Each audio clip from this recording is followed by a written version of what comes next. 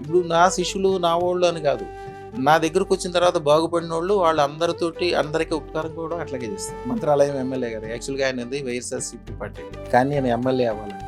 ఎట్లా అవుతారు? లేదు కదా అక్కడ. అయినా సరే ఆయనకి ఏం చేయాలో చేసాము. మన దగ్గరకు వచ్చిన తర్వాత వశీకరణ మంత్రం పంపిస్తాము అదృష్టం పెట్టుకున్నాక. ఎక్కడెక్కడి నుంచి ఎక్కడికి వెళ్తారు వాళ్ళు, ఏ రూపాయి ఇంట్లోంచి ఖర్చు పెట్టకల్లా ఎప్పుడు బయట నుంచే సంపద ఇంట్లోకి వస్తే వీళ్ళ ద్వారా అందరూ ఉపకారం పొంది వీళ్ళకి ఎప్పుడు దండం పెట్టి వీళ్ళకే అనుకూలంగా ఉంటారు. ఇప్పుడు మీరు ఉపకారం చేసే పొజిషన్లో ఉంటేనే మీరు రాజకీయాల్లో సక్సెస్ అయినట్టు. మీరే అందరి మీద ఆధారపడుతున్నారు అనుకోమ్మా, మీకు ఎట్లాగా?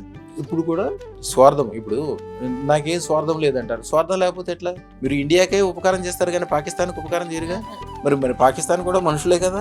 మరి స్వార్థం లేదంటే పాకిస్తాన్ కూడా ఉపకారం చేయాలి. పాకిస్తాన్ పేరు చెప్తేనే మండిపడతారు మీరు. అంటే స్వార్థం ఉంటుంది. స్వార్థాన్ని కింద నుంచి కూడా ఫస్ట్ మీ దేవుడు ఇచ్చిన మీ కుటుంబాన్ని బాగు చేయాలి, మీ పిల్లల్ని చదివించాలి, 10 మందికి మీ భార్యకి కంఫర్ట్ జోన్లో మంచిగా ఉంచాలి. ఎవరైనా మీ దగ్గరకు వచ్చి అడిగితే భోజనం పెట్టి మంచిగా వాడికి ఉపకారం చేసే పొజిషన్లో మీరు ఉండాలి.